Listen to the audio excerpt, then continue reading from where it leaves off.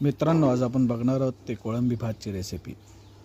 आलं एक साधारण 1 इंच, लसूण मोठी लसूण 4 ते 5 पाकळ्या, छोट्या साईजचे 3 कांदे, 1 टोमॅटो आणि तिखट 5 ते 7 मिरच्या। हे सगळं जिन्नस बारीक कापून घेणं आणि त्याच्यात थोडीशी एक मूठभर कोथिंबीर। त्याचवेळी साधारण 200 ग्रॅम तांदूळ हा भिजत घातलेला आहे, तो अर्धा तास सोक करत ठेवावा। ते झाल्यानंतर त्याच्यामध्ये 4 ते 5 लवंग, 15 मिरी आणि थोडीशी दालचिनी टाकून तो पाण्यामध्ये मिक्स करून उकळण्यासाठी ठेवावा। मगाशी आपण केलेला जिन्नस मिक्सरच्या भांड्यात टाकून घेऊन थोडंसं पाणी घालून व्यवस्थित मिक्सरला हे वाटप करून घेणे। मिश्रण व्यवस्थित बारीक पातळ करून घेणे।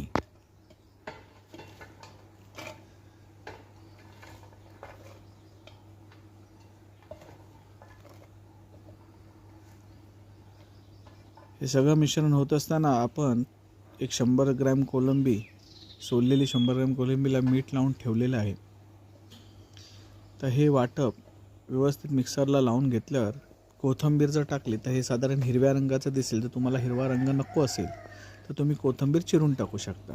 त्या कोलंबीला थोडीशी हळद आणि हा तिखट मिरची पावडर याच्यामध्ये एक साधारण छोटे 3 चमचे मी टाकत आहे।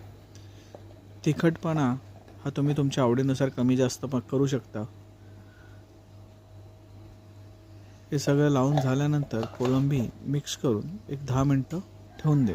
त्याच्यानंतर त्याच्यात एक अर्धा लिंबू पिळून घेणं।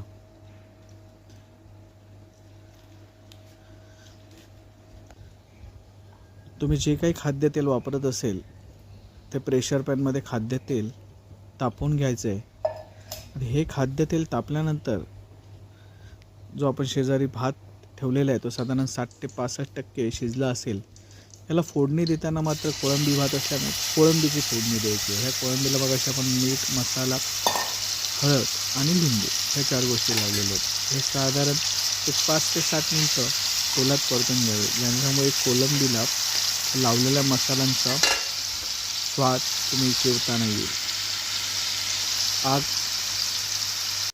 कमी स्वरूपाचे ठेवायचे। हे मगाचं मिश्रण त्याच्यामध्ये आता टाकलेलं आहे आणि हे साधारण 10 ते 15 मिनिटं शिजवल्यानंतर ह्याच्यात जो आपण मगाशी तांदूळ उकळत ठेवला होता तो गाळून घेऊन हा त्याच्यात मिक्स केला आहे। नंतर एक साधारण 20 मिनिटं मंद गॅसवर आगी